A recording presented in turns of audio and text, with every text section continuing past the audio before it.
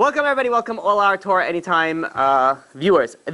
Actually one more announcement. So this week was like the record of how many complaints I got because I speak too fast. So there is, this is like a chronic issue I see. So good news for people out there who want to hear me slower. There is an option on Torah Anytime now that you could decrease the speed. So you can listen to it on half speed. I listen to myself on half speed. I was going to pull out my hair because it's literally everything is dragged out. But if that's how you're going to be able to listen, Chazak Baruch, enjoy, go for it. Okay, so this week's topic is a very, very important topic, and it's a topic about being able to change. So the topic was, I want to change. I say that I will change, but I never actually change. Which is the reason why I decided to take this out, is because it's a constant thing that people always bring up to me, like every year. And by the way, this works both for New Year's resolutions to, technically it's a Jewish New Year now, and that's why we're presenting this information there. But for the non-Jews, they also put the New Year's resolution by end of December, the beginning of January, where they are going to go and accomplish certain things, change certain things about themselves, and for some reason it never sticks. So today we're going to speak about a lot of practical things on how to actually stick to change. Not only that, but we'll also explain reasons and why sometimes it doesn't stick. What are the reasons that happens? So generally, most people want to become better people. Most people want to change. They want to be a better spouse. They want to be a better child. They want to be a better parent. They want to be a better partner.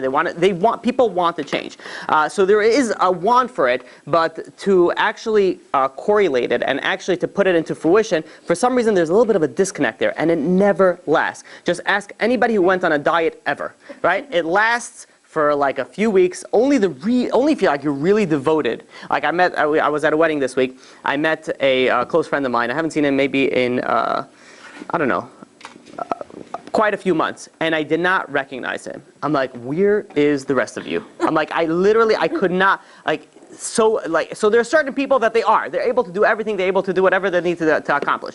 But for the majority of us, it's very hard to actually go and close on those deals that we make with ourselves. So there was actually a statistics, or a estimate is better yet, from the University of Scranton by Professor John Norcross. So he, him and his researchers, and they actually published their findings in the Journal of Clinical Psychology, that 50% of the people that make New Year's resolutions, they usually, first of all, they don't last within 2 weeks.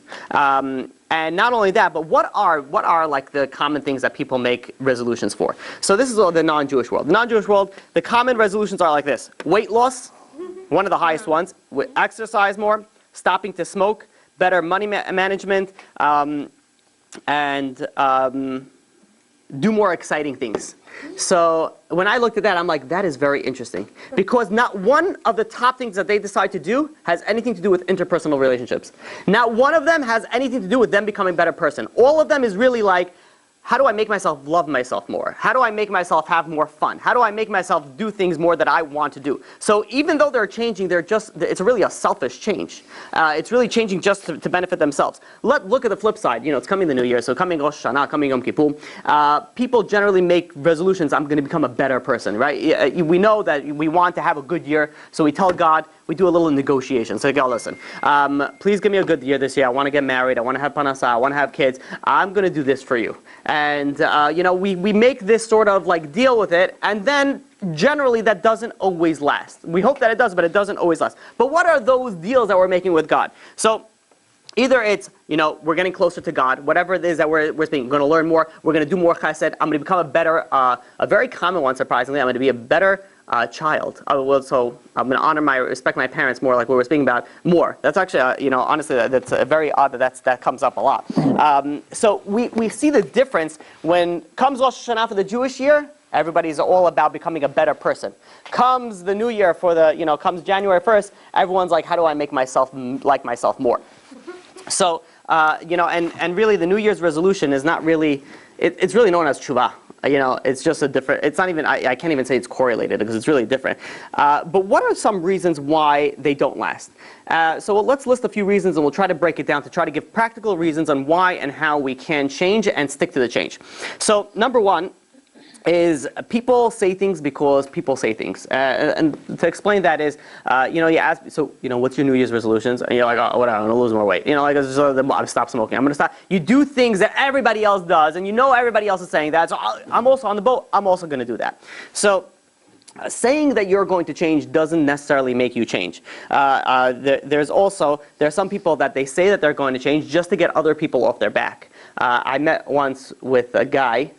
This was, about a year and a half ago. I met him, his very close friend, and his family. This guy was a heroin addict. And I met with him, and we were speaking about, getting off the drug and cleaning yourself up. And he's like, I can quit myself, no problem. He's like, all of a sudden he got all religious on me. He's like, I believe, I have emunah, and I have bitachon. He's like throwing all these Jewish words that God is going to help me get through this. I'm like, great, I'm very happy with your strong belief. But when? When are you going to start it? This is what he told me. He says, I need about 3 weeks. I'm like, never going to happen. You're never going to change. So he goes, so I was there. It was 1:30 in the morning. Me, him, his friend, and his family. We all told him, we said, it's 1:30 right now. We will drive. I said, I will personally go and drive you to the rehab center. Let's check you in, and you'll get fixed. He's like, listen, he says, I really do want to change, but I have to research, what's a good rehab facility? Like I have friends that went to rehab facilities that weren't good. So, I was like, listen, you're not going to change. And it's been a year and a half later and he's still, thank God he's alive at this point in time. But he's still doing the same thing. So people say that they're going to change just to get other people off the back. Somebody who's, let's say, not doing anything. What are you doing? So everyone's always on the back because you can't not be doing anything. I'm in college. What are you in college for? I'm taking art and sociology. I don't know, whatever. Literally, what can you do with sociology? Like people are you know what you could do? You could teach sociology. That's as much as you could possibly do. And again, for the one person that's listening that's possibly a sociology major, whatever. I didn't mean to offend you. But, people do, and they waste their time. Why? Just to say that I'm in college. There are some people that they go to Yale, they go to Harvard, they go to these prestigious universities. Why? Just to say that they went there.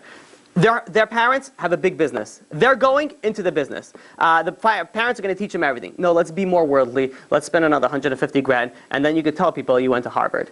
I'm like, you're not doing it you're doing it just to say that you're doing it. And that doesn't necessarily always play out that it's going to stick and it's going to change. Another reason is that you think, and I'm talking more specifically now about spiritual change. You think like God doesn't really care. Like, oh, come on, I've spoken to people that, let's say that they lost a very close friend. It's like God doesn't care that I'm not, because I'm not modest, my friend didn't die. Because I don't pray, my friend didn't die because of that reason. Because I don't keep kosher, I don't believe that God's going to do that because I did X, Y, and Z. People don't put there is a connection in things. There's spiritual connection to connect it to the physical thing. And because people don't put that, they don't actually feel the need to change. They don't feel that God even cares about if they change or not. There was, the Vilna Gaon, said that one of the main things that we're in this earth for is to change and correct our character traits.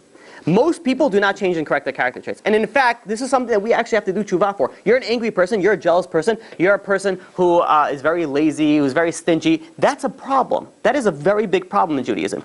In any other religion, it's like as long as you're not hurting anybody else, whatever, it's between you and God. But in Judaism, it's a very big problem. And people don't correlate. If, let's say, you want to get married, you can't get married. You want to have, you want to have a successful business and it's not working out for you. You want to have children, nothing is working out for you, and you're wondering why. And maybe it has something to do, it's very likely it's because you're sitting on your all day and not doing anything, and that's why nothing's happening. But it's also correlating. Look at the spiritual side of things. You're not doing what you're supposed to be doing. And people don't put that connection that there's something there between me and God, and if I don't do that, then why should God give me certain other things?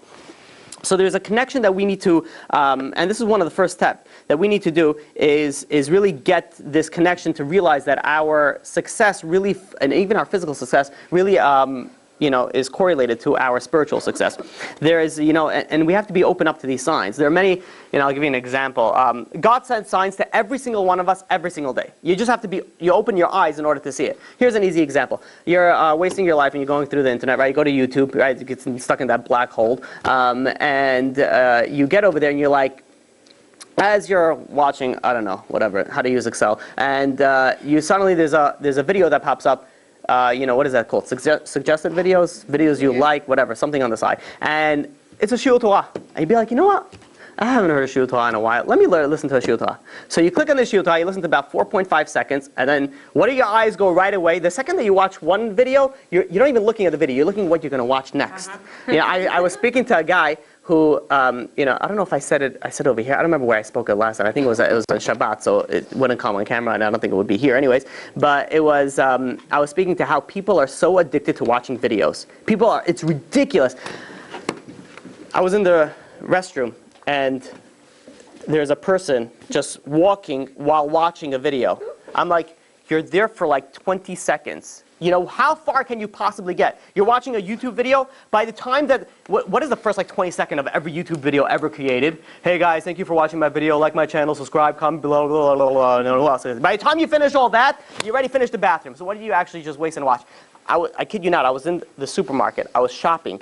And there was a woman who was plugged in with headphones, and she was shopping while watching a video. I really wanted to see what... Yeah, it probably was. Don't judge, okay? I do that when I'm studying. I watch it as I'm doing like things. No, God forbid, I don't mean to judge everybody. I don't mean to judge anybody, but I'm saying like, when you think about it, your life is only involved around videos. You're constantly watching, you're constantly putting yourself in a situation where you can't think. You're never by yourself. You're never ever by yourself because you're always with your phone, you're always with your laptop, you're always watching, you're always doing anything. But anyways, I digress. Going back to the video, so you're watching a video, you decide to watch a shiur Torah. What comes up on the side? What is that called? Try not to laugh challenge. You're like, you know what? I bet I could pass this. Never got me once. You know what? So you start watching that. You go 4.5 seconds over there, and then you see like, you've been putting on lipstick wrong your whole life. Here's 10 reasons why you don't know how to put on lipstick. I'd be like, 10 reasons? Like, I'm a guy, I want 10 reasons? I have to learn about these things. So you end up, the Satan works really well. The second that you want to go and learn Torah, he's going to send you the suggested videos on anything that's possible to get you away from learning Torah. So, God sends you these messages, little messages could pop up on Facebook, whatever it is, other, godforsaken social media. And you're on there, and then suddenly a shiur Torah pops up. Usually, keep on scrolling, I want to see a dog dance. You keep on going down, or let me stalk some other people that I haven't been stalking for a while, and then you go read all their previous posts, and be like, I wonder if he's married yet. So we constantly waste our life and skim over all the messages that God actually sends us. And God is constantly sending us messages. So one of the things that we have to do is open our eyes to these messages and actually tap into those messages. Those messages are really, really important. Another thing why people actually don't change is because they don't feel like they're doing anything wrong. This is so common. I cannot speak about this enough because it's constant. People are one of my number one excuses that people tell me why they don't come, for the guy's place at least, why they cannot come to shiur Torah, I have a birthday. I don't know what it is with Russians and their birthdays, but it's like there is nothing more important than a birthday. You don't have to know the guy, but if you have to go because there's nothing more important. I'm like, what are you celebrating? I'm like, you're a failure as a human being. Why are you celebrating? I don't mean to bash anybody down who is very obsessed with their birthdays, but if you think about it, I'm like, okay, let's say, if you're successful in everything that you do, and you're good, you're on the path that you're supposed to, you're doing tshuva, you're going this way, fine, have a birthday, at least you're celebrating something. But the people that are they're like, their birthday, I can't even tell you some of the things that people tell me, how upset everything has to stop. Like they were considering, this was a serious question that I got once, was, there was a family's sibling's birthday and it was on Shabbat. He says, it's going to cause so much problems in the house if I don't go to this birthday. Can I go to this birthday on Shabbat? I'm like, I'm sorry, I don't understand the question. I'm like, it's like saying someone, I have such a good friend, and he's so close to me like a brother, and he gets very insulted if I don't do heroin with him. I'm like, okay, I can't, this is a question. This is even a serious question. So people, but people consider it as a very serious thing. Yes, I cannot come to your shiur Torah because I have to go to a birthday. Fine, okay, let's say, so you miss every once in a while for a birthday. All right, whatever, that's on your own cheshbon. But I speak to other guys, they're like, listen, I work really hard, I need to chill out. I need to relax, after a long day at work. I'm like, what time do you finish work? 5, 6, 7? You go to sleep at 12. You need to chill out for 5 hours? I'm like, 1 hour of that can be learning to Torah for God. I guarantee you, if you learn for Torah, your day is going to be less stressful. But people don't think like that. People think that it's okay because I need to do it. I need to relax. It's fine. I need to do it. And fine, you want to relax, by all means, do whatever you got to do. But to cut out everything spiritual, the little spirituality that you actually have in your life for what? For an extra hour of chilling out and speaking about absolutely nothing? Have you ever, and it was just such a waste. And the greatest thing that I love about this is, the biggest waste of time? You're a bunch of girls, so you can't really relate to this, or maybe you can. Look at guys, look at their cars. The car is running, no one's inside over here. And the lights are on, whatever, everyone's looking around outside, there might be smoking, whatever, outside, and they just look at the car, and they just look at it, and then they walk around, they look at the tires, and then they look at the front, and they say, pop the hood. They don't know what they're looking at. I mean, this is a Velociraptor, this is a Luxometer, and this is, you could just say anything. No one knows anything about this is why when you go to a mechanic, it says, yeah, you have a unicorn in your exhaust pipe that I had to take out, and they're like, okay. I had to change the fluid for your, air conditioning and your heating, and your air purifier was all messed up, so here's a bill for, $5,000. Did I really need all this?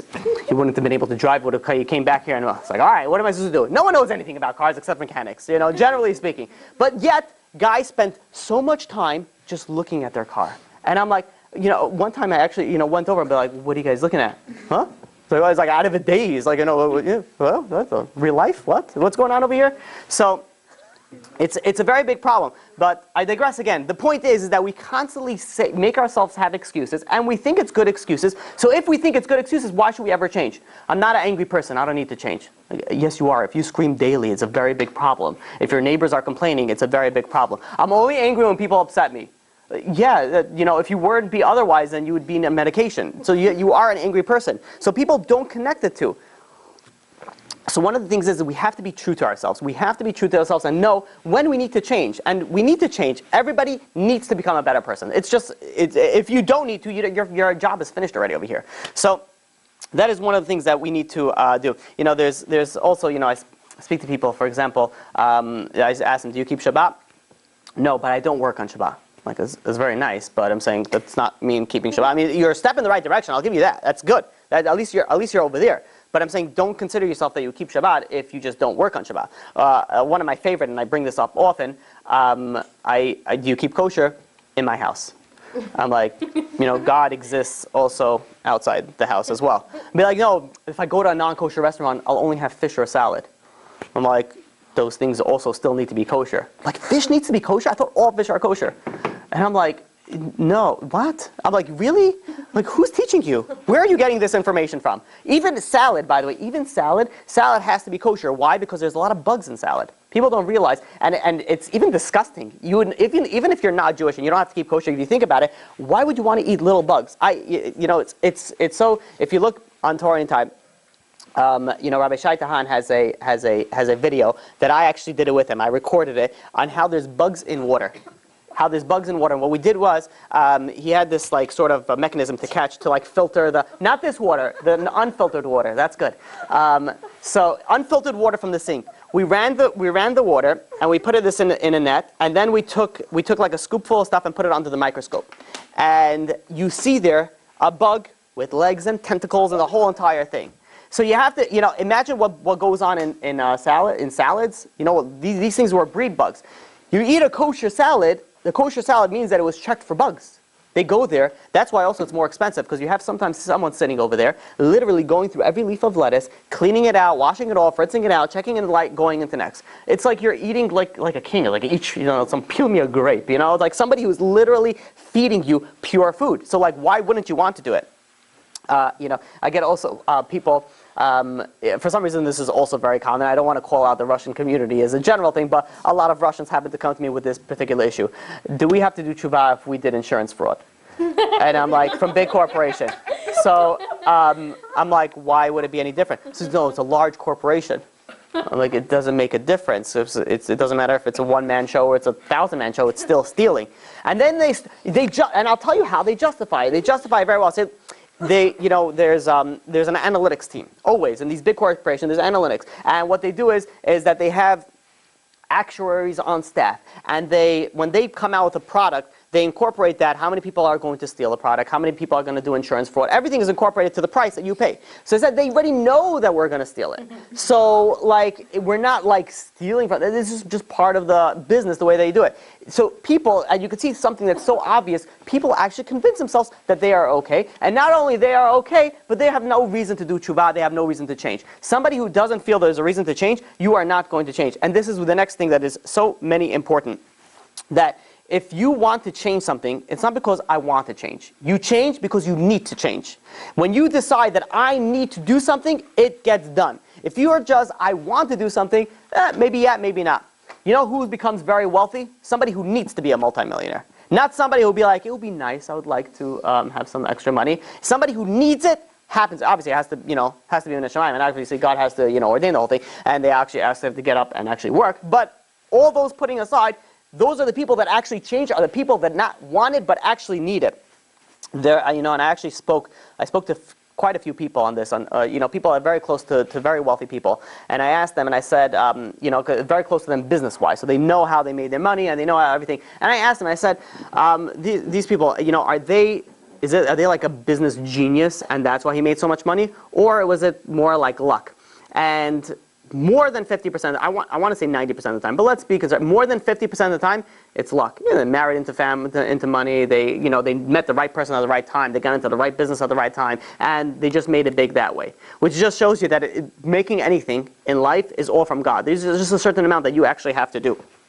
So, but at the end of the day, the change happens when you need to change it, not when you feel like you want to change it. Now, there's a big problem where the change doesn't actually stick, and it actually falls apart. You revert back to your old ways. I'll give you an example. Let's say, a very common one is people want to lose weight. And people want to lose weight. Why do they want to lose weight? They want to look better. They want to fit into the clothes better. They want to be healthier. Then they think they're going to be happier. They think they're going to be more successful. They think they're going to be able to get married quicker. So they do a certain amount of things thinking that their life is going to change. But what happens is if their life doesn't change, all of a sudden they're like, well, I did all this expecting X, Y, Z, and X, Y, Z didn't happen. So you know what? Forget it. I'm going back to my old ways. So which means is they changed only waiting and thinking and feeling that I'm changing because it's going to be beneficial to me somehow. And the second that I don't see it, it's not going to happen. This is so true in the spiritual world. I can't even. You know how many people become religious because they want to make money? It's like a joke. How many people become religious because they want to get married? And they're like, listen, I tried dating, it didn't work. I tried speed dating, didn't work. I tried whatever, everything online stuff, nothing worked. So you know what? Let me try God for a little bit. And when that doesn't work, they're like, forget it. So you're not changing. It's like, here's a better example. When you change for somebody else, that doesn't matter. You're dating someone, and the guy says, listen, he's obviously an idiot and a fool, just for speaking and opening his mouth. But he says, listen, he says, I really like you, but I think, the gym wouldn't hurt you a little bit. So you're like, okay, fine. I really like him. I'm going to let this one slide. I guess you don't see the red flags. And you go and you decide to lose weight. But let's say it doesn't work out. What happens? Give me my money back. Could I came here like 4 times in the past year. Can I get my money back? You don't want to go back to the gym anymore because you're changing for somebody else. When you change for somebody else, or when you're changing for a reason other than your own personal reason that you want to do it, it's not going to stick. It's not going to happen. If you change thinking that if I'm going to change now, God's going to change my whole life, and granted, it's very likely that it will. But if that's the sole reason that you're changing it, it's not going to stick. So when we change, we have to change for the right reason. Rabbi, how about fake it till you make it? There is a thing, there is a thing about that. I mean, first of all, it's a Jewish, it's mitoch shel lishma balishma. So there is a thing that you're supposed to fake it till you make it, but it doesn't always make it. So if that's the only way you're doing it, chazak u'buch, keep on doing it. I tell this to people, all the time. Let's say somebody, people. It happens to be it's a lot more in the men's. I don't know. Do men? Anybody here? Do men get diagnosed more with ADHD than women? Actually, they do. They do. Yeah. Women. They do. They do. So it makes sense. I see that. Everybody is diagnosed with ADHD, and no one can concentrate. So people think listen, I can't learn Torah. I can't. My mind is there. There's so many people. I have bought them books. I'm like, read it. Just please, just 5-10 minutes. never opened it. I'm like, I can't, I'm so busy. You cannot be so busy for 5 minutes. For 10 minutes, there's no such thing. You could always find 5 or 10 minutes. So somebody goes like, I'd be like, I'm not going to be able to learn Torah. For someone like that, I agree, fake it till you make it. Keep on trying it, eventually you'll find the beauty of it. You really will. Which actually brings us to our next reason, is that people don't believe that they can change. People do not believe in themselves. Nowadays, this is why we put, it was quite a few months ago, we had a whole series on self-esteem. Nowadays, for some reasons, people's self-esteem is in the dumps. It's like no one has self-esteem. No one feels that they could actually have the power to change. And if you think you can change, guess what? You're right. You can change. If you think you can change, guess what? You're right. You can change. Because if you tell yourself you're not going to be able to change, you will not change. It really is depending on your motivation. You have the ability to do it. But if you believe in yourself, you will be able to do anything. And Rav Shimshon Pincus, explains this. He says that the first part of tshuva is that, and it's a very integral part, believe that you can do it. Believe that you can keep Shabbat. Believe that you can keep modesty. Believe that you can keep kosher. You can do anything that you put your mind to it. It's a guarantee. And he goes on, he says, if you don't, then you're a foolish person. You really are. You're fooling yourself if you don't think that you can change. Anybody can change.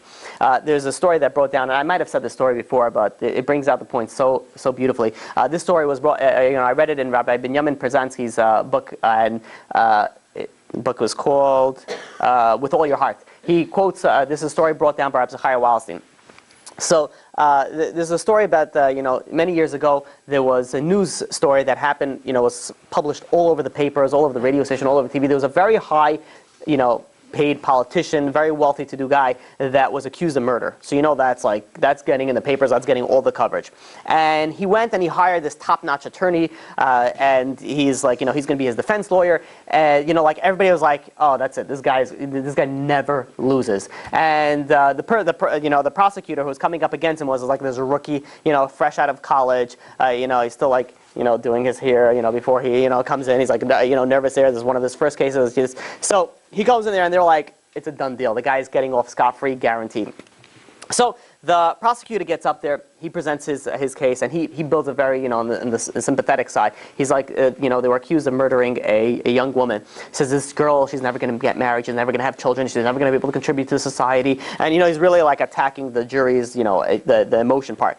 And the defense attorney gets up and he says, listen, my client, he's is very devoted to the public. He's constantly doing things for the public. He's a very good person. He would never do such a thing. And then the prosecutor gets up and he starts, interrogating witnesses. And one after another interrogate witnesses. And the rule generally goes is that, after you interrogate witnesses, the other side can go and cross-examine and see if everything stands up. And but this defense attorney, he's like no need. It's like, keep on doing. And they were like, what, why is this guy doing this? This is the best guy. And this prosecutor is literally bringing one witness after another witness after another witness. And this guy's just sitting back and relaxing. The biggest guy who was like a surprise was the guy who was paying him. He's like, dude, why are you not doing anything? He's like, don't worry, chill out, I got this. And he's like, all right, whatever, fine. And a week goes by, and this guy basically did nothing. And they were about to, they do at the end, they do a summation where, you basically summarize it. The prosecutor went, summarized everything, and the defense attorney's turn to go up. And he gets up there and he says, you guys are all probably wondering why I, didn't cross-examine anybody. It didn't really seem like I put much effort into this case. And he says the reason is because it's very simple. He says, about a week ago, when the case started, I got a phone call from Mexico. And guess who it was? It was the girl who's accused of murder. And she said, really, I just ran away from home because, I was unhappy. But when I heard that there's somebody who's going to go and is going to get put up on trial and he's going to, take the hit for me for running away, he says, I'm not interested in that. I'm going to come in and I'm going to present myself. And he says, she's coming in today. 4 o'clock, she told me she's going to be in the courtroom. He goes and he sits back. The whole courtroom is talking. Is excitement to be like, oh my God, we almost sent this man to prison, and we can't believe this is crazy. This guy's the best lawyer. Nonstop chitter chatter. So the judge says, fine, let's wait till 4 o'clock. He said, that's a pretty good, defense. So let's see what you got. So they wait till 4 o'clock, and the second that 4 o'clock goes, everybody's eyes is glued to the door.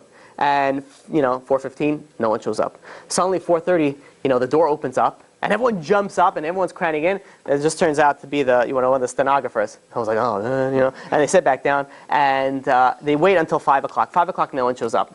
So the judge, gets a little fidgety. He says, listen, I don't know what you're expecting with all this, but you said 4 o'clock. It's 5 o'clock already. She hasn't showed up. Give your summation. We're closing. We're doing it now. So the defense attorney gets up. And he says, and he looks at the jury and he says, listen, he says that, the way that it works in America is when you find someone guilty, you have to find someone guilty beyond any reasonable doubt. When you find someone guilty beyond any reasonable doubt, then the person is actually guilty. He said, but I was watching all of you guys. And he says, for the past hour, your eyes were glued at the door. And when the stenographer walked in at 4:30, you all jumped, including you, my dear honorable judge. You are also looking at it, which means is that you believe that there's a girl that's going to walk in through that door and she's alive and well. So if you believe that she was going to walk here at any minute, says that means that you don't believe without any reasonable doubt that she's dead. And if that's true, then my client is guilty because you cannot prove anything beyond any reasonable doubt. They did not find the body. The body was never found. So he says, I rest my case. Everyone was like, like self-applauding, like this guy's worth his money. Like this guy's good. But the jury still goes and discusses it. They come back a few minutes later, and they look directly at the judge, and they say, we find this man guilty. And everyone was like, what? It's like, how do you find this man guilty? This guy just disproved your whole, everything that you had built was all completely disproven. So this defense, the defense attorney goes over to the person at the jury, and he says, the sentence was passed, it was complete, it was finished. He says, but I don't understand. He says, how is it possible that you found him guilty? We all agree that you all believe that there is, that she's still alive somewhere. So what the man said, he says, don't talk to me, talk to that girl over there. She's the one who convinced all of us. So the attorney goes over and says, can you please explain to me what's going on? So she says, yeah. She says, for the entire hour, he says, everybody was looking at the door. But I was looking at the man. And I wanted to see if the man is going to turn around and look at the door. And for the entire hour, even when the door opened up at 4:30, the man who's sitting over there, who's accused of murder, didn't even turn around. Which means is he doesn't believe that she's going to come in. You know why? Because he did murder her. And that's why we found her guilty. Powerful, crazy. Says, we come in Rosh Hashanah, we come in Yom Kippur, we're telling God, we're going to change, we're going to become better people, we're going to become big time righteous people. But if we don't believe in ourselves, we don't even believe to turn around and look at the door and even believe in ourselves for a second that we're going to become better people, guess what? It's not happening. You have to believe in yourself that you are going to be able to change. And when you do believe it, it will happen. There was a story about a guy who was he was in a very elite section, brigade in the Israeli army. And in order just to get into this, it's not section, there's another terminology for it, whatever, let's call it section, unit. In order to get into this unit, you have to go through these crazy tests. And one of the foundations of this unit, the motto, is there's no such thing as I can't. That's it. It doesn't exist in the vocabulary of the unit. So they would have to, and the way that they would train this into the soldiers was that they would make them do crazy things that would seem impossible, but they would make them complete it, hence showing them that anything is possible. So one particular day, there was a religious guy, the name is Zevi, and he was, he was part of this unit, and one of the things that they needed to do was to climb a 20-foot rope, touch the top, and then climb back down. The hard part was that you cannot use anything else in your body except your arms. Your body, your feet have to be dangling. You have to climb all the way up, just your arms, hit the top of the pole, climb all the way down, and you're not allowed to touch the ground until the commander tells you you can drop. So you climb up, you hit it, you climb down, and you wait for however long it is, not touching your body. Your rope doesn't touch your body, doesn't touch any of your legs until the commander says to go. So they all go, whatever they're doing, it's very difficult. Zevi goes up, he climbs up. He's been training this for a while, not a problem, and he climbs back down.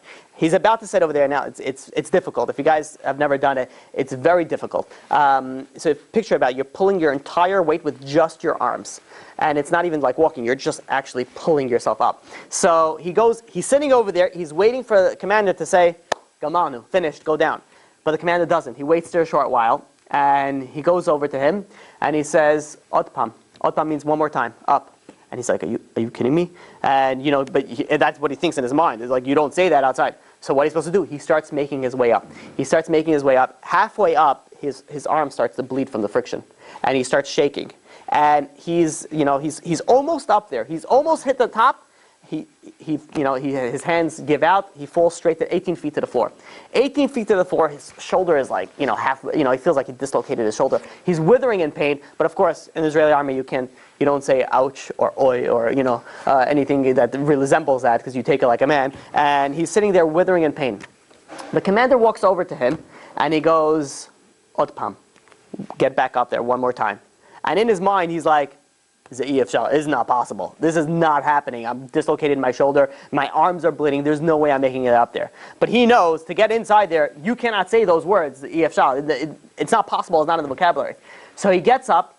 He looks at the rope. Right? As you look up the rope, now it's like 4,000 feet up in the air at this point. And there's nothing that he can do. So he psychs himself out, and he's like, I am going to do this. And he starts going, like, there's blood everywhere on this rope. And he's like pulling himself up. He fell like almost 6 times. But somehow, miraculously, he hits the top and he brings himself back down. He's sitting in the back waiting for he's like, if he says Otpam one more time, he says, I'm gonna use this rope to strangle him. And he's sitting over there, he's like shaking at this point, and he says, finished. He gets off the thing, and he's like shaking nonstop. And he says a story. He says, he was a religious man. He says, this is a lesson that I took from my life. He says, there's never a time where it's not possible. It is always possible. You can always do it. It reminds me of another story. I think I said this once. It was a performer. I want to say a comedian, but whatever. It was some sort of performer. And one day he had some terrible news. Like a relative of his passed away. Like, you can't do a stand-up comedy act when that's what you're dealing with. But his manager calls him up and he says, listen, if you're not coming in today, he says, I need you. I have no replacement. Don't bother coming to work, the next day. He says, you're either coming today or you're not coming anymore. And he says, listen, with all due respect, I cannot physically perform today. And he says, I don't care. You're coming in, or you're not coming in ever again. So the guy's like, he hangs up the phone. He's like, what? He needed the money. He had nothing else to do. So he goes and he performs. He goes on there, and guess what? The show came out not so bad. And afterwards, this particular guy was a guy that, he became religious, and whenever he prayed with so much emotion. He literally got into it. He was with tears every time. And one of the people went over to him in the synagogue and asked him, says, listen, it's so amazing, but how do you do it every time? Generally people can pray with emotions when something hurts. If something hurts, that's when you're able to bring out your emotions and pray. But every single day, 3 times a day, you're able to pray with emotions? How? How do you do that? So he says, it all boils down to that one time when my manager made me perform when my heart wasn't into it. I said, if I'm able to perform for a bunch of people for money, says I can't perform for God. I cannot put myself into that situation. And when he performed, he put himself in the situation. He was funny. He was entertaining. He says, if I'm able to do that for money, I could do that for God. And he went and he was able to go and continuously pray with such devotion and emotion as if he's having an issue every single time. Question? Okay. So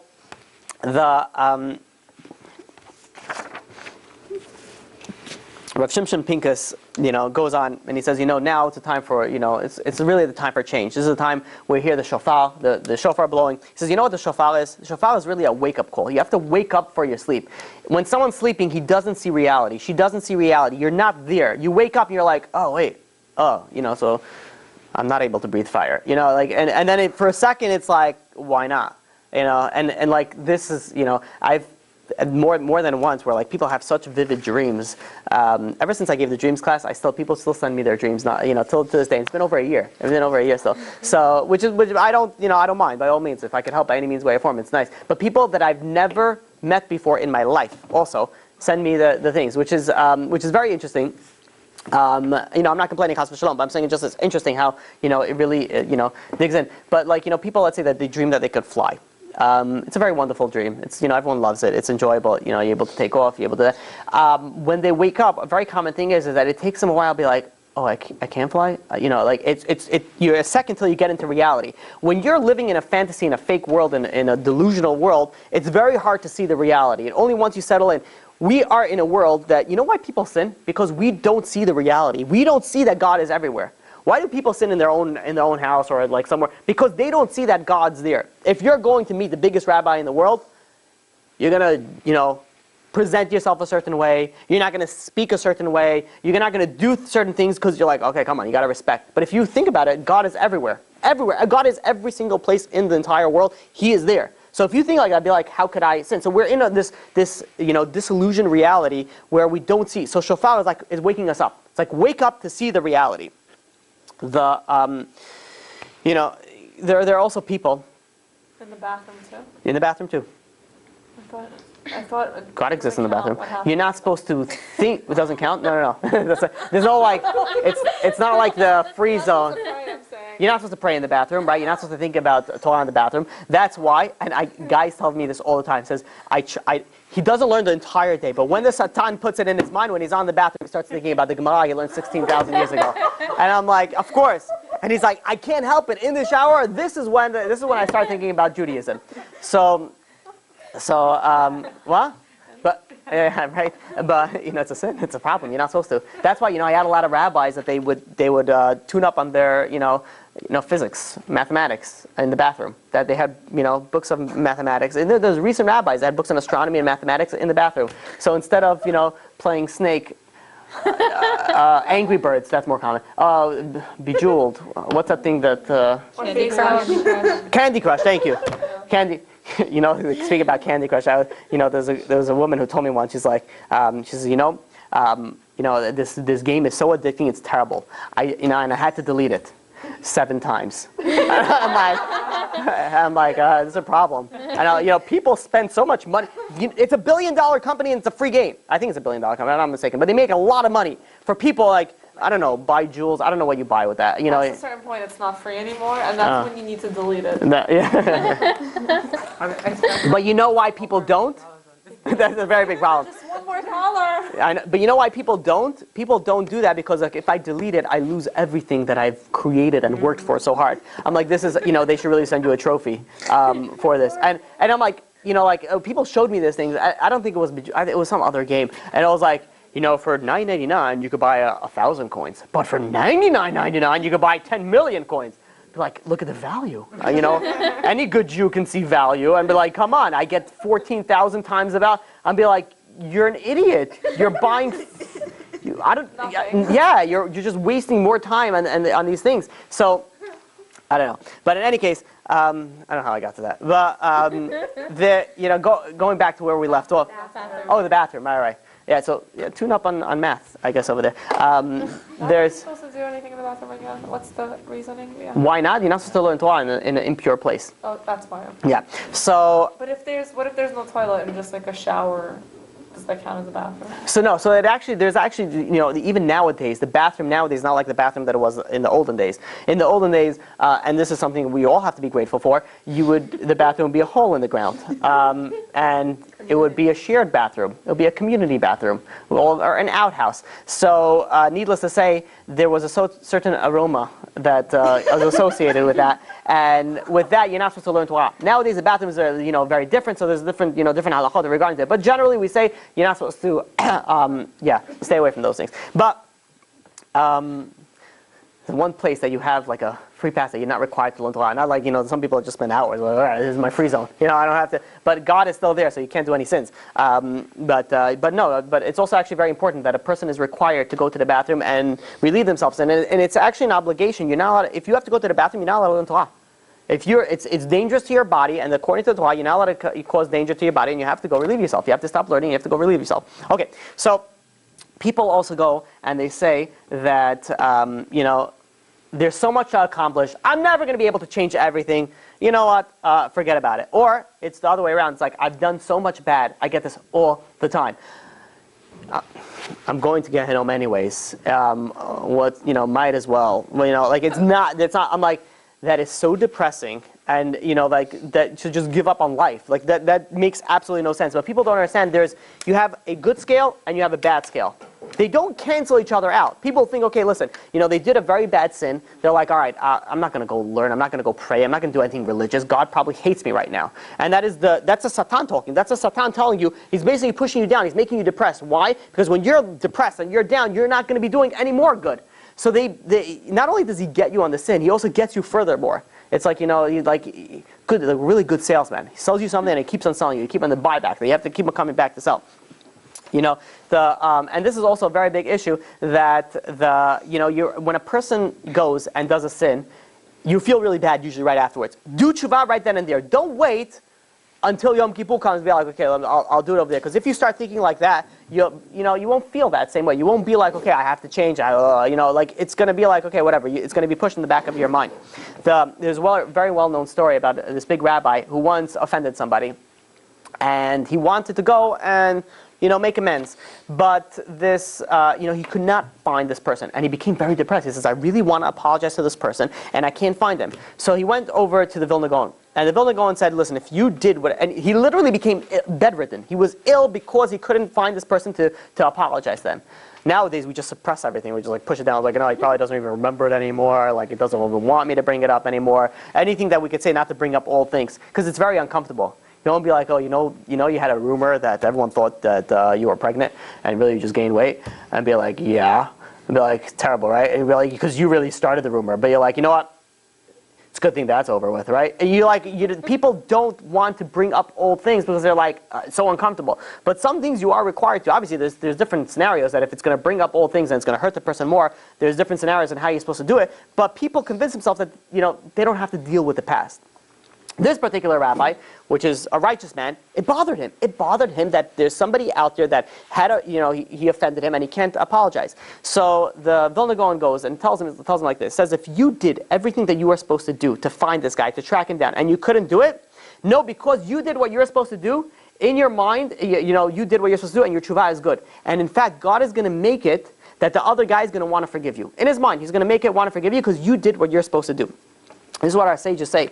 The sages say in Shir HaShirim, in Shir HaShirim, the Midrash Rabbah, in Shir HaShirim, Pitru li petach echad shel tshuva, open me a small opening of tshuva kechuta shel machat, like a small opening of a tip of a needle. And what does God say? V'ani potach lachem ptachim shiyu agalot ukroniyot nechnasot bo. I'm going to open you from that little opening. I'm going to make it so big that wagons can pass through. All is God asking is just start it. Just start it. Just give God a little opening. Show God that you want to change. God is going to make it much easier for you. He's going to open up the world for you, and it's going to be very difficult for you to go in. There was once a guy who was religious when he was younger, and then he went completely off. And married, his college sweetheart, and made some money, bought a beachfront property, and he spent a lot of his time on the beach, over there on the beach on his deck, overseeing the ocean. And one day they're sitting over there, him and his wife. And they notice a bunch of well-dressed gentlemen walking to the ocean with their suits into the ocean. And he's like, "What are these weirdos doing? Like, why? That's not really the attire that you usually go into the ocean." And then he looks at them and he sees they're wearing little kippot. He's like, "Wait a minute, are they doing tashlich? Tashlich is when you go and you take you think about it like you throw your sins to the fish. There was there are people that take it. They think that this is all they need to do." Be like, oh my God, I didn't throw my sins to the fish yet. I didn't know. People. Granted, it's something that you should do, but that it has to accompany with change and tshuva. Like it's not just the fish are going to eat all your sins, and then you're going to But I went with my children. They're like why but why should the fish eat my sins? It's going to die now because of my sin. They take it really really seriously. So I'm like no, they're just hungry, so it's really good for them. That you try to convince them, but for you whatever and then it's a game for them to see it's like oh the bird killed mine But anyways, he saw a bunch of and they actually asked that because you go I knew you go like. Where's that? Caesar's Bay. You go to Caesar's Bay over here, and there are so many birds over there that many times you throw the bread in, it doesn't even hit the water. The birds are like, grab it. And so one time, but the fish didn't. They were so sad. The fish didn't eat my stuff. Does it count if a bird eats it? So, but you should take it seriously. But know that it has to be accompanied with tshuva. You have to actually change yourself in order to erase your sin. So he realized he's like, wait a minute. He's like, people are going to do tashlich now. He was a religious guy once upon a time, and he's like, wait, is it Rosh Hashanah? He was like, that how far off he was. He didn't even know it was Rosh Hashanah. And he suddenly had this sometimes people get this urge of spirituality. I meet these people from time to time where they want to do something Jewish for about 4 to 5 minutes, and just release their whatever the things that are bottled up. So he decides. He says, you know what? He goes to his wife. I gotta go do tashlich. So she starts laughing. She's like, what? You haven't done anything Jewish in 25 years. And he's like, nonetheless, I got to go. She's like, fine. So he goes, he runs up and he catches up to them. So obviously, there's a guy that's going to be sticking out. So, the Jewish people there are walking. They see a guy, walking without a kippah, without a shirt, without, like in his bathing suit. And they're like, and he's just like walking along with them, to the beach. Like he knows. So one of the guys walk over to him and be like, you Jewish? So he's like, as a matter of fact, I am. She's like, cool. You want to come, have an extra machzor? You want to say tashlech? I have some extra better for you. He's like, yeah, please, can I? And he goes and he started, he reads very slowly. He remembers how, back in the day. And, it felt really good. He went and he threw all the bread. He felt really good about it. As, he's closing his siddur, he turns around and there's a guy who's standing right there. I guess he was waiting for him to stop. And he says, hey, did you hear shofar today? And he says, I haven't heard shofar in over 25 years. He says, my name is Moshe Katz. I'm the Baal Tokah, which means I'm the one who blows shofar in the synagogue. He says, do you want me to blow? I have a shofar here. Do you want me to blow for you? He says, yeah, why not? 2 for 1. I got another Jewish thing done. So he goes and he starts blowing the shofar. He does a full the blows for this guy. The guy listens. He's concentrating, and he finishes blowing. The guy says, he says, what's your name? So he says, my name is Sam. He says, my name is Moshe Katz, and I am the Baal Tokah. Like he repeated it. He's like, I know, you told me that like 4 seconds ago. And he's like, okay, whatever. He thought it was weird, but he didn't push it too much. He goes, he finds the guy who gave him the siddur. He returns with him, and he starts, he talks for like a few minutes over there, and he starts walking back. As he walks back, he sees the guy who's a Baal Tokah, Moshe Katz, a Baal Tokah guy. He sees over him, and the guy says, hey, he calls him over. He says, Moshe Katz calls him over. He says, come, I want to introduce you to somebody. He says, this guy is whatever, I don't remember the name, Akiva. He says, nice to meet you, my name is Sam, and they shake. And then Moshe Katz again goes, he says, and I'm Moshe Katz, the Baal Tokah. And this guy's like, okay, this guy definitely has something for his name over here. There's like something weird going on with, he's like obsessed with his name or something like that. He's like, nice to meet you, Moshe Katz, Baal Tokah. It's like now he's like, that's his name, Moshe Katz, Baal Tokah. So he goes and he walks home. He's sitting over there. His wife is still smiling and laughing on the porch. Him coming back with all the religious Jews, and she's like, "So you feel good about yourself?" And he's like, "Yeah, actually I do." And he says, "But something odd happened." He's like, "There was a guy that came over to me 3 times and introduced me to his name as Moshe Katz, the Baal Tokah." And his wife like froze for a second. And she's like, "You say his name is Moshe Katz, the Baal Tokah?" And be like, "Yes." And she's like, "Are you sure?" And I'm like, he told me 3 times, I'm sure. Why do you even care? Like what? And he's like, no, are you positive his name is Moshe Katz and he's the Baal Tokah? And he's like, what is wrong with people today? And he's like, yes, his name is Moshe Katz and he's the Baal Tokah. And she's like, and she looks out the window to see if she could still, but they already went to separate ways. And she's like, get dressed, we're going to the synagogue, I need to talk to Moshe Katz, the Baal Tokah. And he's like, listen, I did already one Jewish thing today. Can we do this, tomorrow or something? And then she responded by just a tone, and he realized that if he knows what's good for him, he's going to get dressed and go to the synagogue to speak to Moshe Katz, Baal Tokah. So he goes, they get dressed, and they head over to the synagogue. They go into the synagogue, and they walk in, they see the rabbi over there, and they say, listen, is Moshe Katz a Baal Tokah over here? We want to speak to him. So he looks around, and he says, he's not here now, but there's going to be prayer soon. He's going to, he's for sure going to be there, and I could introduce you if you guys want. They're like, okay, that's nice. So listen, you're ready here. I'm giving, you saw these guys were obviously not religious. I'm giving a shiur Torah. I'm giving a Torah class. Why don't you stick around for the Torah class? We're going to have prayers and mincha afterwards, and then I'll introduce you to Moshe Katz. So they go fine. They go and they sit, and the husband and wife were actually fascinated by what the rabbi said, and how the rabbi opened up in Judaism and all those things. And then they went. He stuck around for prayers, and after prayers, the rabbi went and he introduced him to Moshe Katz, the Baal Tokah. So when he introduced him to Sam, he says, listen, you got to meet my wife. My wife is So she goes and he brings him out to his wife, who's sitting there, and she goes to him and says, is your name really Moshe Katz, the Baal Tokah? And he's like, yeah. And she's like, where does your family come from? And he says, a certain town in Europe. And he says, and she like freezes. She says, and she goes to her husband now. She says, my grandfather, his name was Moshe Katz, and he was the Baal Tokah for his synagogue in Europe. And he's like, in the same town. And he's like, and her mother used to always speak about him. He was a very religious man, knew a lot about it. She always spoke about him. And she says, she's like, that means that we're related. And they played a little family Jewish what is it called, genealogy, I don't know. And it turns out they're related, they're distant cousins. And she's like, I can't believe it. We moved to this far-fetched town, didn't think there's so many Jews over here. I never even thought that I would have find my Jews, let alone my relatives over here. So, they built some sort of connection, and Moshe Katz and Baal Tukai ended up starting inviting them over for meals for Shabbat. And then they started coming to meals for Shabbat for the rabbi. And slowly but surely, they ended up becoming regulars in the synagogue. They ended up becoming fully observant. And what we see over here is something phenomenal. He says all he did was he opened up a small hole for God. I just want to go and do,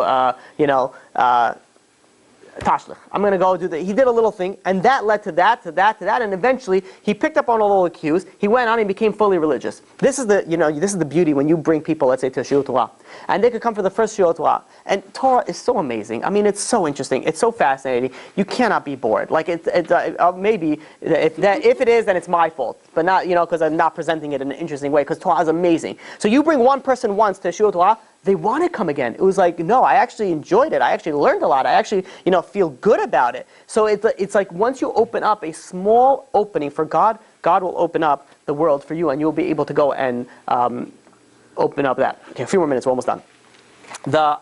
Let's speak about some practical things and reasons to do that you'll be able to succeed in your change. You want to change in something? This goes spiritual, physical, whatever it is that you want to do. These things will work. So number one, and by the way, a lot of these things are not only that I sourced in the Torah, they're also sourced in psychology. And I actually looked up what, not reports, but things that psychologists wrote up, because it's very interesting, because it's a very common thing that New Year's resolutions don't stick. So they want to know why. So psychologists did studies on them, and they figured out ways to do it. And we'll present both the Torah version, which is the same, and the psychology version as well. So number one is that you have to make a plan. It has to be a plan. It cannot be, it has to also be realistic. It can't be just like New Year's resolution, losing weight. That's not going to work. It has to be something. 10 pounds in 90 days. That's something specific, something that's doable. That is going to be the plan. And, Rabbi Shimshon Pincus explains also, and he says, the first part of tshuva is you have to regret. You have to regret the sin. The second part is resolving never to do it again. But how do you never do something again? How do you say, like, I'm never going to do that again? Because, by the way, just saying, I'm never going to do it again is not really true tshuva. It's just like you're, telling that to yourself, but it actually doesn't, correlate into actual, change. So he says the way that you have to do it, says Rav Shimshon Pincus, is that you have to put a plan to it. You have to actually make a plan, and once you put a plan to it, then you have a chance of succeeding. Says Rav Yisrael Salanter, he says, don't go for the crazy big stuff. You're not going to be able to do something small. Everybody can do something small, and that's where you focus on one point and you build off that. And this is like, you have to really, you're developing a strategy. Another way to do it is make it happen. Yeah. How would you make a change in character trait into something small? Oh, well, I'm actually going to give some examples. Some examples, and they're going to, you could, if we have time, I probably need, in order to finish it, maybe 10 to 15 more minutes. If that's okay with you guys, then we could try to finish, because I wanted to speak about that. But if anybody needs to leave, I know we're a little bit over the time. Feel free. I don't get insulted. I have just a voodoo doll under, so if you, I'm just kidding. No, but it should be like people get antsy. We're in the day and age that everyone has a few letters after their name, and it's not because of their college degrees. So there's another way to do it, is that you make it happen automatically. You make things happen automatically. So for example, let's say you want to give more charity. Very simple. Have it, instantly be deducted from your credit card every month. $200 every month. From your paycheck is even easier. So you don't even see it. So you don't even feel, it doesn't even hurt you that much. Depending on, some people, it hurts them to give money to other people and not to themselves. Yeah. I heard once that someone said the problem of our generation is that we're doing everything, but we got so used to it. So it has no value. But I would be happy if everyone does everything, but they just don't. But some people don't even get to that. Right? At least it's something. At least you're doing it. But you're right. People do things because they're sort of. You feel guilty not doing it. Not only that, but it's sort of get used to it. You get used to it. You're like, all right, whatever.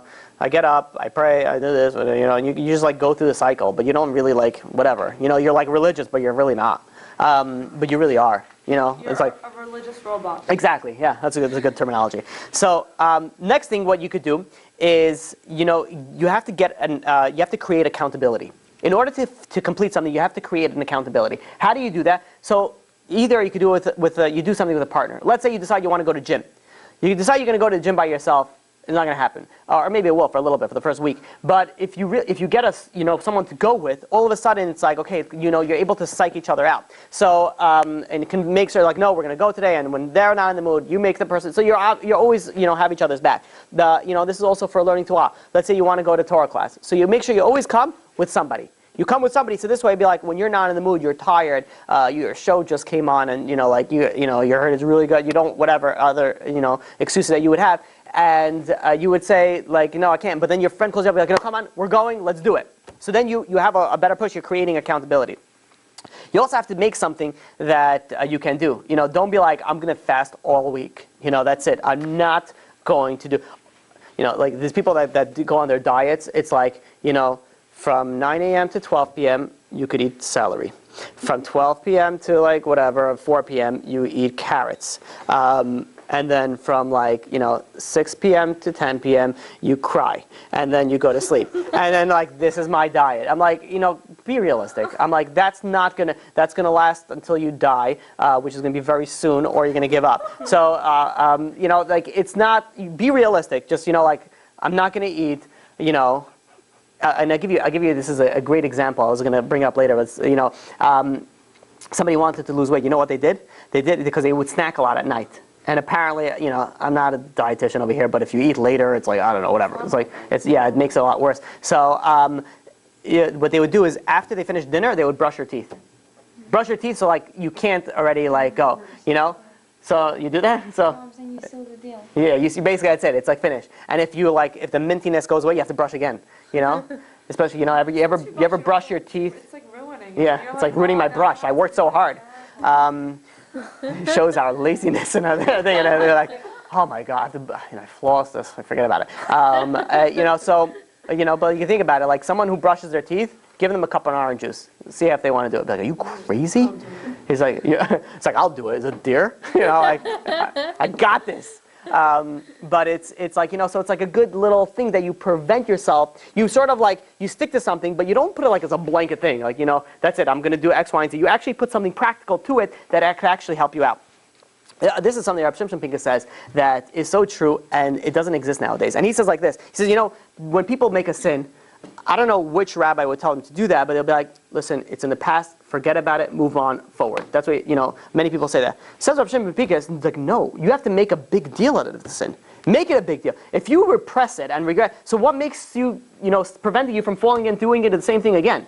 Like, if you keep on repressing, this is what, But it makes you so depressed. So we're gonna right. So it has to be a flip side. If it's so depressed, that means you're already on a high level. That's a spiritual level, and you don't need to bring it down. Obviously, it's not supposed to bring you down. But the way that you're supposed to constantly remember your sin, because you will never fall again if you remember your sin. If somebody goes and it's a good example for this. I don't want to use heroin for everything because then people get the wrong idea. But whatever. Somebody who was dealt with heroin. Like taking it, not dealing it. They would, if they remember how they feel. I've spoken to people that dealt with it. I ask you, how do you feel? So you say it makes you feel good. What is so good about heroin? And they said you feel like nothing. You feel like you just sit in a chair and you're not in existence for a certain amount of time. I'm like, why is that a good feel? Why is that? He's like, it's not. It's really, and they really say it's not a good feeling. But if somebody, let's say, goes and was a heroin addict, and he's past that, and you really shouldn't deal with that, and really should move forward. But then you're dealing with the same heroin crowd, and be like, what, it was a lot of fun. If you don't remember how bad it was, then you're not going to be like, what, I remember that was some crazy stuff we did. I don't want to touch it. There's certain people like they don't touch tequila. Why? Because they learned. They learned from previous things. They don't touch certain things. Don't be like, well, I think it was a lot of fun. I don't really remember it. I lost a tooth, but I think it was that. And by the way, this actually happened. There was three people that drank together. I know them personally. It wasn't tequila, it was absinthe. And so and I asked him how was it. One guy lost his tooth, doesn't know how. He literally lost his tooth. He's just like he comes to the and he says, "You see this tooth?" No idea. It's just gone. He doesn't know what it is. Another one ended up going to the hospital because blood was coming out of orifices that should not be. And Actually, I think one of them was like like nothing happened to him. I think it was like a serious alcoholic. He really built up a tolerance over there. Having the movie The Hangover? No, this is actually 3 people that I know. Wait, is absinthe arak? It smells like alcohol, but it's not. Is it green? Yeah, Legal. yeah, it is legal now. It's something that it's really high. It's like 60% alcohol or something like that. That's illegal. No, it's like buying ice. No, it is. So they make a legal version. I mean, I bought the bottle once, and I was like, "Do you have absinthe?" And he had to like get under the. He's like, "Yeah, here." I think they sell But I'm like, I'm pretty sure it is legal. Yeah, it's not like you have to be careful because these things have to be kosher, by the way, because they there's like certain worms that they deal with these things. Not really in. I think it deals with the worm. I think absinthe is the worm one, if I'm not mistaken. But it has to be kosher. A lot of these alcohols, people don't know they have to be kosher. But absinthe is one of them, if I'm not mistaken. But anyways, this is not a class about alcoholism. Anyways, but a person has to know if a person goes and knows the severity of the sin, they're not going to do it again. They know how bad it is. And in fact, says Rav Shimshon Pincus says that you become worried. And when you become worried about it, you're not going to fall into the same trap that you fell before. He explains this, sin has a tremendous power. Says Chazal in Pirkei Avot, Avera gorert Avera. Sin brings bruise another sin. When you sin once, it's going to bring another sin to you. It works on the flip side also. If you do a mitzvah, it's going to bring a mitzvah to you. So one thing leads to another. So if you constantly don't make this into an issue, then you're gonna sin again. People don't realize the severity of the sin, and it works the same. If you want to really do something spiritually, let's say you make a big deal out of that mitzvah, you'll be able to do it. I'll give you an example. Shimshon Pincus gives an example. Kriyat Shema ala mitah, saying Shema before you go to bed. First of all, this is very good for good dreams. So people already have a reason to do that, because if someone has bad dreams, this is one thing that you do. It should, it really should help. Kriyat Shema ala mitah. So, but people, it's a hard. Why is it a hard mitzvah to do? Even for somebody who's 100% religious, because you're tired. It's even if you do the shorter version. So you're tired. You're on your phone right before you go to sleep, which is a terrible idea, because they did a study and there's something about the blue light is something which is interesting, because the phone, there are new phones that they have. It's it's like yellowish or something. It's not the blue light, so it doesn't harm your eyes. It doesn't harm your eyes that way. So it's very interesting. But anyways, you get tired. You're about. Yeah, you can lay down. Yeah, as long you're under the covers, it's fine. So you think about it. You're like, okay, it's not. You're tired. You fall asleep. Not such a big deal, whatever. But you missed out on mitzvah, and people don't realize that if you go to sleep without saying Kriyat Shema, says Chazal that it's referred to amitas aramit. It's like you sleeping on a non-Jewish bed. Is what it refers to. It's a mitzvah. It's a very big mitzvah that you're required to do. So if you make a big deal out of it, you'd be like, no, I need to do this. Then you'll do it. But I'm not saying you're not going to be able to make a big deal out of everything, which would be nice. But you pick something. You want to know how you're going to stick to it. Make it into a big deal. If you make it into a big deal, it will stick to it. If you want to lose weight and that's what you want to do, if you make it into a big deal, it will happen. If you want to become more religious, make it into a big deal. It will happen as well. So. And this Rabbi Saul Salanter brings down also. He says, when you learn about the sin, you don't want to do that sin anymore. I get very often people, men that have issues with certain sin that belongs specifically to men. And I tell them, I'm like, you have to. One of the things that I tell them to do, and this goes into everything, learn a lot about it. Read books about it. And now that's not enough. I was telling this one guy something. I'm like, I sent him like 4 lectures that are on it, and I said, listen to these lectures, but don't just listen to them. Take notes on the lectures. Create a synopsis of the lecture, and then after you finish that, read a book. But don't just read a book. Start typing it up. Create your own personal. Know a lot about the sin. When you learn a lot about the sin or the mitzvah, you're like, well, this is more serious, and you are more connected to it, and you have more of the availability to go and change yourself. And the same thing goes if you want to become healthier. If you want to become a healthier person, who are usually healthier people, and this is not true across the board, but people that are in the healthcare field, they know. I said not true across the board. So they know the severity of like personal trainers, dietitians. They know how bad unhealthy foods are for you. You go to me. I don't know the difference between saturated fat and like all those things. I'm like whatever. Just as long as there's like some zeros over there, it's good, and it's not by the vitamin section. So I know it's sort of healthy. But if you something that's serious to you, you look at that and you start learning about it. And you know the difference between saturated fat and sugars and grams, and all other stuff that how many vitamins they have in it. You take it seriously, it's going to be more likely that you will change and you will eat healthier and you'll be able to change yourself. There was once a guy that there was once a person that used to give a lot of classes, and he went over to one place to give a class, and he comes into the classroom, and there's only one. It's supposed to be a huge auditorium, and there's one guy sitting over there, and he's like, all right, he's like, well, might as well, let me teach you. You're here already. I'm here already. Let's learn a little bit. So he learned him something very short and simple: how to do nitilat yadayim in the morning. So he says very simple. You take the cup in your right hand, you fill it up with water. You pass it over to your left hand, and then you first pour in your right hand, and then you pour in your left hand. You alternate for 6 times, and a little bit more about it, and that's it. And they finished the class, and he went home. 6 years go by, and this lecturer comes in, and he how much ever errs, and he comes in and he gives a class in the same location. And he comes in and he sees this respectable Jew sitting over there with a beard, looks very religious, and he goes over to this rabbi who was speaking, and he says, "Do you remember me?" And he says, "I'm sorry, can you jog my memory?" He says, 6 years ago, you gave a class over here about washing your hands, and I was like the only one here. I was like, "Oh yeah, I remember that class." He said, and he's like, I was completely not religious. I came to that particular class, and you told me one thing, and I said, you know what? Let me do it. I do a little bit. All I started off doing was just washing my hands in the morning. But one thing led to another. You open God a small hole, God is going to open up the world for you. I said, I started with that. He says, today I give a shiur in Talmud, in Gemara, every single day. 6 years. 6 years. That's what he changed it. There's something interesting. At the end of time, end of days, there's going to be Yom Kippur and Purim are going to be the ones that they're going to be the holidays that are going to be in existence. Now, why specifically those two?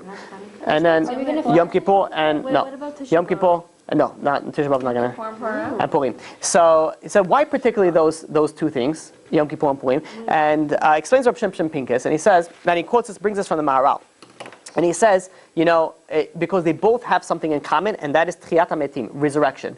On Purim, we were all sentenced to die, and we got, we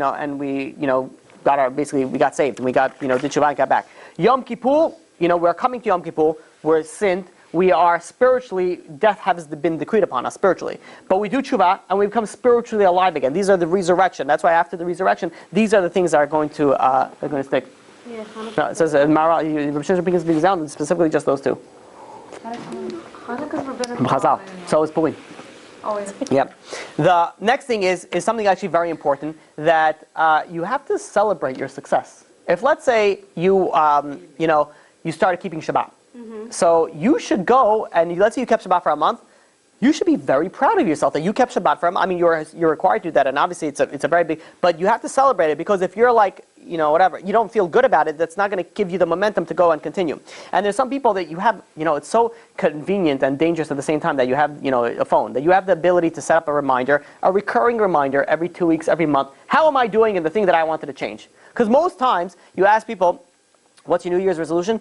2 weeks later, they don't remember what their resolution was. They're like, I think I'm becoming a better person. You'll open it a year later and you're like, God, yeah. Literally, this is all we do. We come to God every year. We'll be like, we're sorry we did this. Like I said the exact same thing last year and I didn't change. Like you say, I'm sorry, to the same thing. You know how annoying it is in a relationship? If let's say you're in a relationship and you'll be like, you keep on saying I'm sorry for the same things. There's a certain amount of time that the spouse can be like, I know you're not changing. Like it's not. It's a big deal to at least apologize. It's true. Realize the mistake. Yeah. That's the first step. Admission is one of the first steps. So agreed. But I'm saying there's a certain amount of time where you're like, okay, like how many times are you going to apologize, for doing the same thing again and again and again and again. If it's something that's very, whatever, it's hard to, it's a very particular, thing that your spouse asked you, so it's very difficult. But if it's something like very, like, stop hitting your spouse. Oh, yeah, I'm only speaking about that because I dealt with, nothing. No, I'm talking about America. It's the girls that hit the boys this time. It's not, the boys are getting. No, I'm just kidding. No, not with the Middle Eastern people. I can't. Okay, let's move on. So,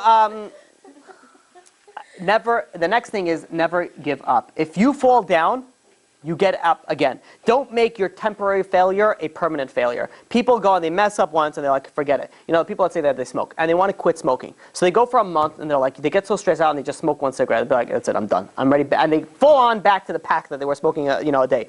Be like, just because you messed up once doesn't mean that you have to go and give up. If let's say you're keeping Shabbat and whatever, God forbid you messed up one Shabbat, don't just stop.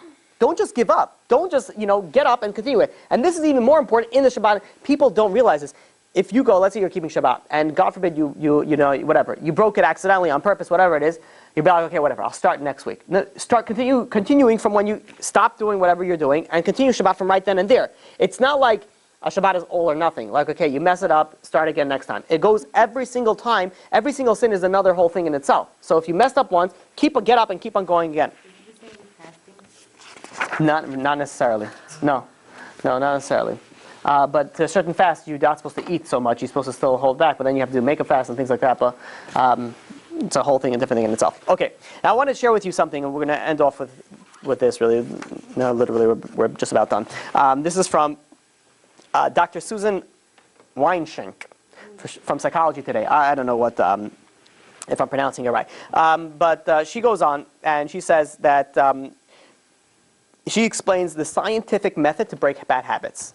And I want to share with you, I thought it was very interesting, and I'll share with you her thoughts.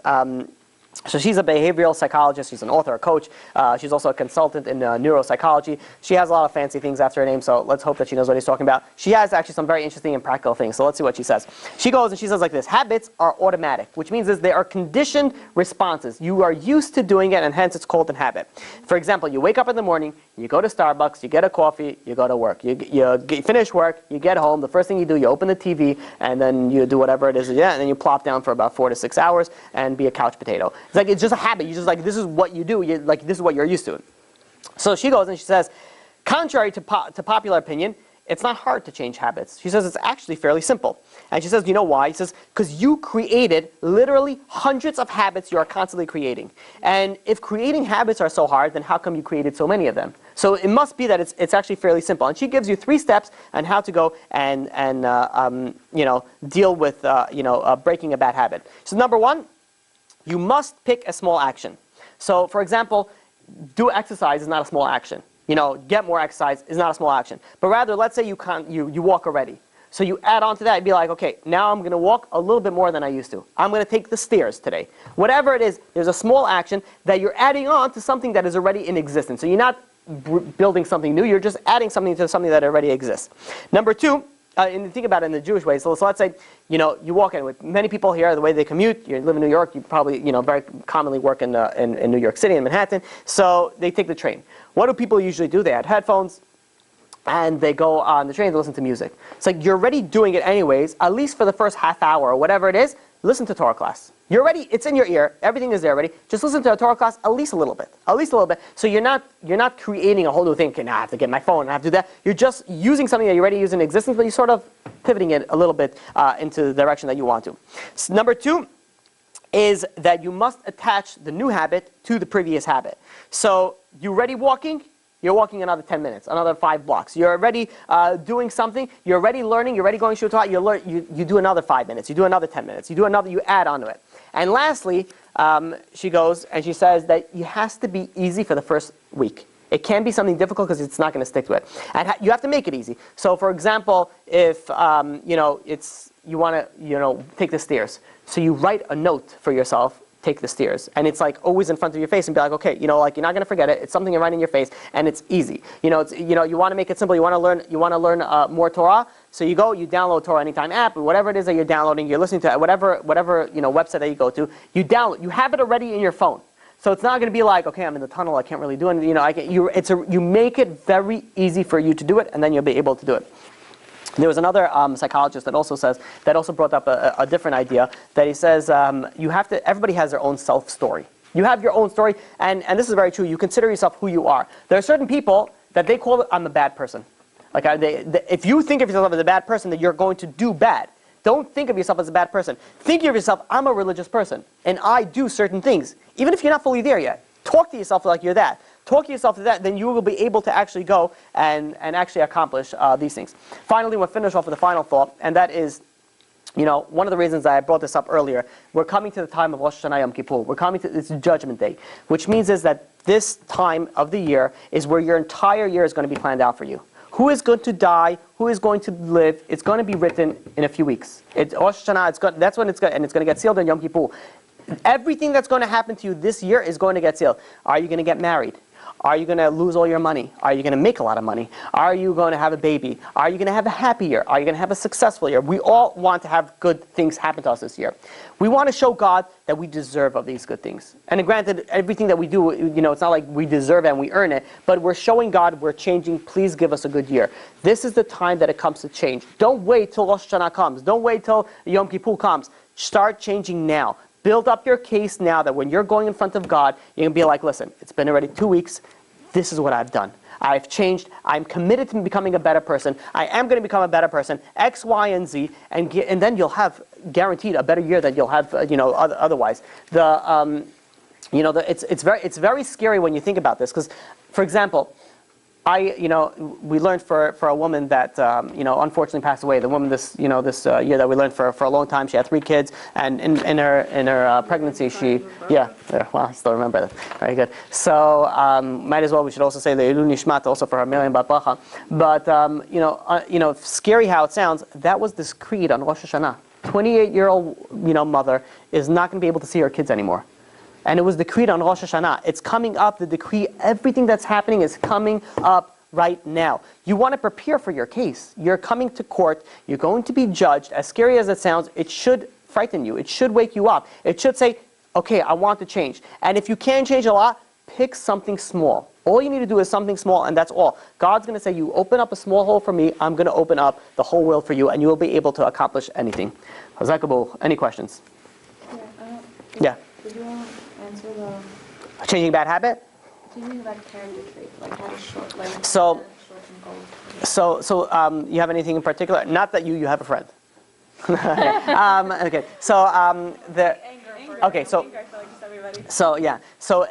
in order to change it, you just plug in those steps that we use. First of all, you have to make something realistic. If you're just saying, I'm never going to be angry again, you're just doomed for a disaster. You put yourself a reminder on your phone every week, be like, did I get angry this week? But then you have to make active things that you're going to be doing it. Getting angry, so you start learning about emunah. This actually helps anger. It actually helps a lot of things. You learn about the idea of what you want to fix. If it's laziness or whatever it is, it's anger, it's jealousy, which is very common, unfortunately. You learn about this, so it makes it serious about it, and you start changing it. And know that you're going to fall. You're going to mess up, you're going to fall, but you have to make sure that you get up right afterwards. And when you continue on this, the more that what you have to do, the goal is to make it you make it, this is your natural, like you don't get angry. There are certain people, don't get angry. There was once a woman who told me, got very frustrated because her husband, whenever she fights with her husband, he always speaks very calm. And she's like, I just want him to speak back. I need to, there are certain people that they can only speak calm. And that's ingrained in them. They ingrained it. And sometimes it's not natural for people. But if you have to make it your habit. And it takes time. It's building it. And it's working on it. And it's constantly making sure you put that reminder on your phone and be like, how was I this week? How was I this week? If it was a good week, it wasn't a test. So you're not changing anything. When you change it? You change it when you get tested. When, someone does something to you and you're like, oh, this guy just cut me off again. You really want to give it to that person. When you hold yourself back, that's when you know that you're going in the right direction. So it's learning about it, it's making it a serious thing, and it's constantly reminding yourself. Because if you think, okay, I don't want to become angry anymore, in a month from now, you're not even going to remember what you wanted to change. So it has to be a constant thing, and it has to be slowly. It's going to be a slow change, and it will work. It will, no matter how angry of a person you are able to overcome everything. There was a rabbi that wanted to give a tip on how to help with that. So he was saying before you get angry or do something like, or if you work on a different midah, do an action. Always say, okay, I'm going to either pick up my hair, I'm going to fold a towel, something like that. Yeah. So it's also like, do that, you stop. You're like, I'll get angry, but like in 5 minutes. Yeah. But which is, by the way, there was a big rabbi that, the child did something very, very bad. And ordinarily, you get like really upset. This is my child. How do you do that? And you really burst out on the child. But he didn't say anything.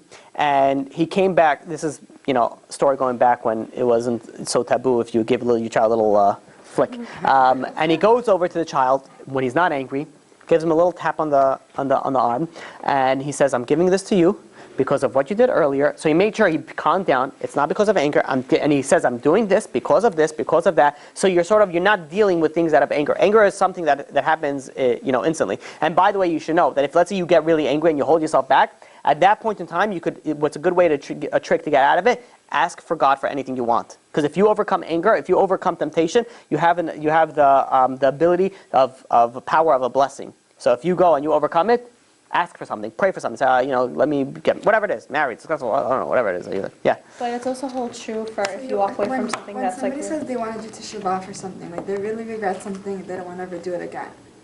Isn't it that they have to fully stop doing the sin, or as long as you're taking steps towards it, that's teshuvah? So the teshuvah is not all or nothing. So teshuvah could be in steps.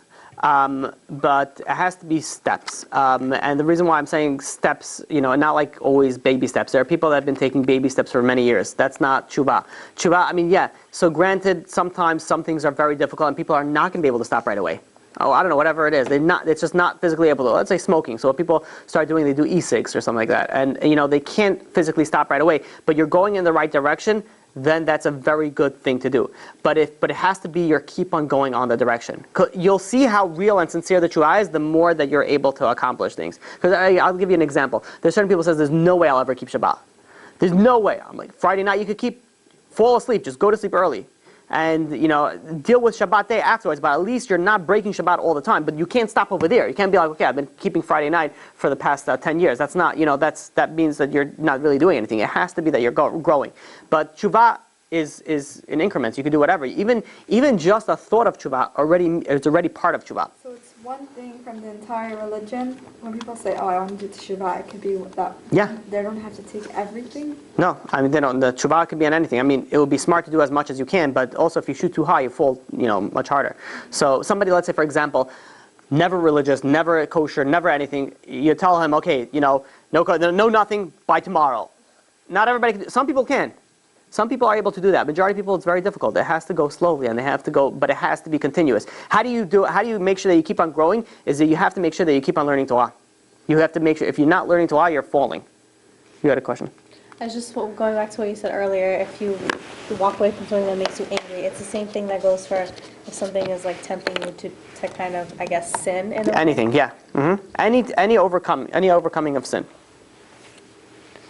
By the way, it helps a lot. If you constantly think about that, and if you're an angry person, you're like constantly praying to God, then every day you're like, oh God, okay, please, and by the time you finish praying, you'll be like, you know what, it's not so bad anymore. You felt like, okay, it was success, it was a good prayer.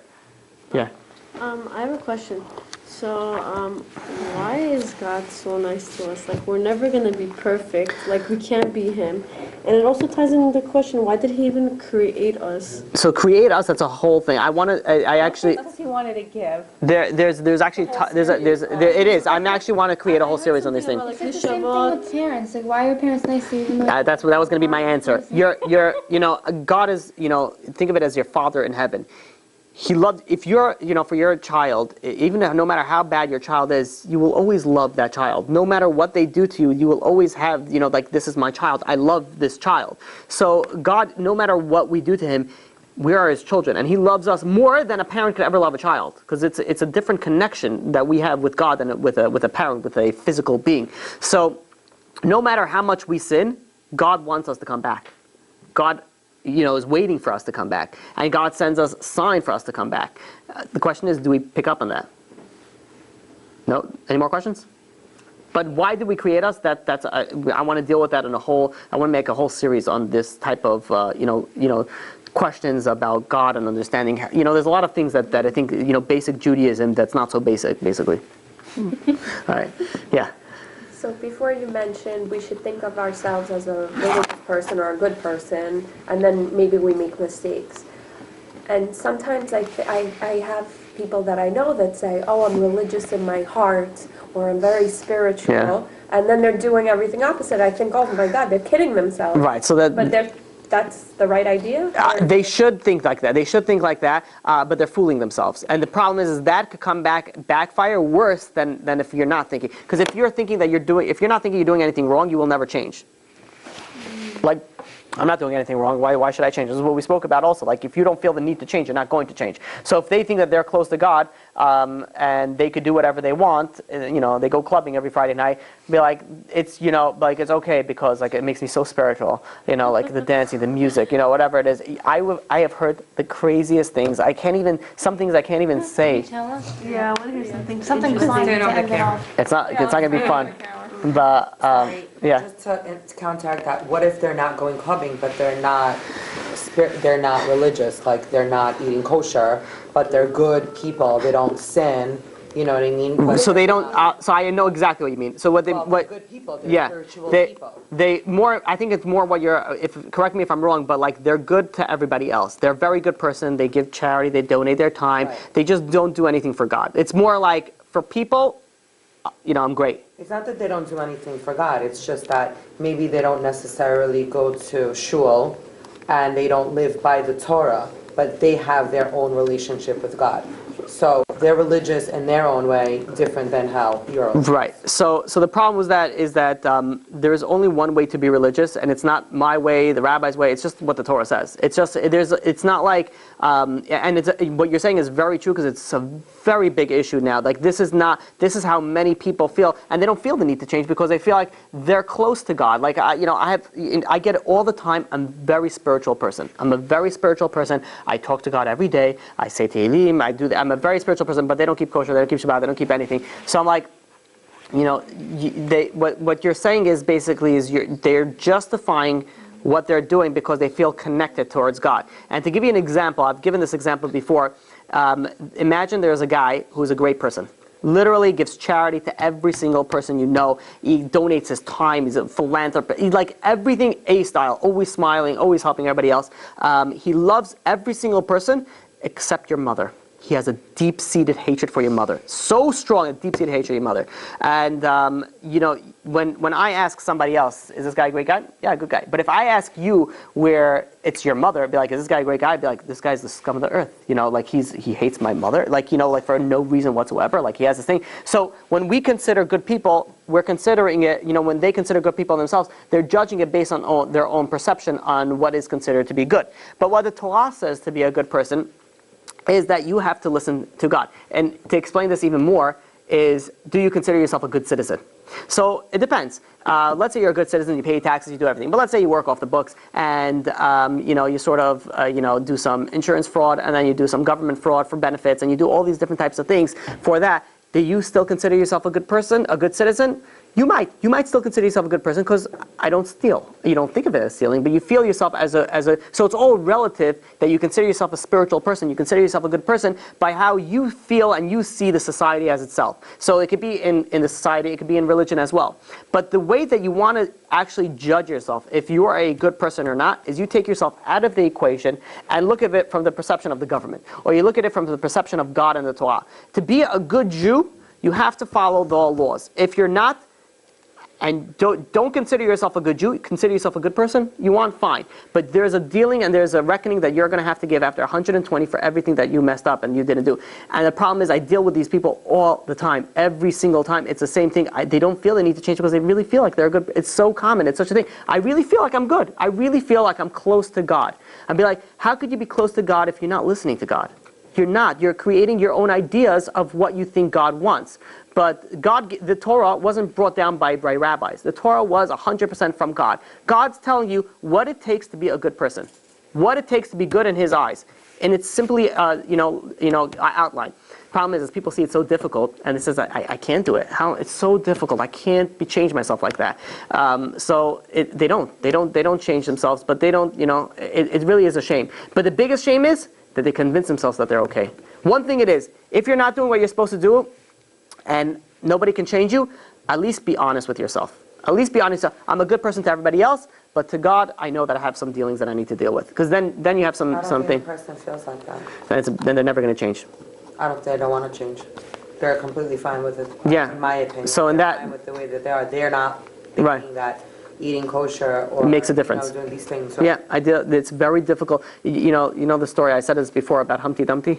Humpty Dumpty sat on the wall, Humpty Dumpty had a great fall. All the king's men, all the king's horses couldn't put Humpty Dumpty back together again. And this is what we read to our children, or some people read to their children. And the question is a very depressing lesson to teach your child. This egg is on this thing, and he falls down, and no one can fix him. Why? This is what you teach your children. And if you think about it, you know why? It says because all the king's men, all the king's horses couldn't put Humpty Dumpty back together again. Because only Humpty Dumpty could put Humpty Dumpty back together again. You can't have other people change you. Nobody convince you. Only you can change yourself. Somebody, and this is why when dealing with drug addicts, I cannot convince you. I could throw you in rehab and you'll be clean. You'll go through all the stages. You'll be clean when you come out. But if you don't want to be changed, you're just going to relapse right away. If you don't want to change, you will never change. If this person thinks that they're okay, it's a very sad thing, but they're never going to change. We could pray for them. That's a very big thing to do. We could pray for them because they could sometimes change. People also, things happen in life and things change. Like all of a sudden a spouse passes away, or like a parent passes away. And it takes it very hard, or a child, God forbid, passes away. And they're like, okay, like they start doing things religious that they would have never done. We don't want to get to that. We want to tell God we don't need any reminders. We'll deal with it good on our. We don't need any reminders, but sometimes we get reminders. But it's a very difficult situation. There's no easy answer for that.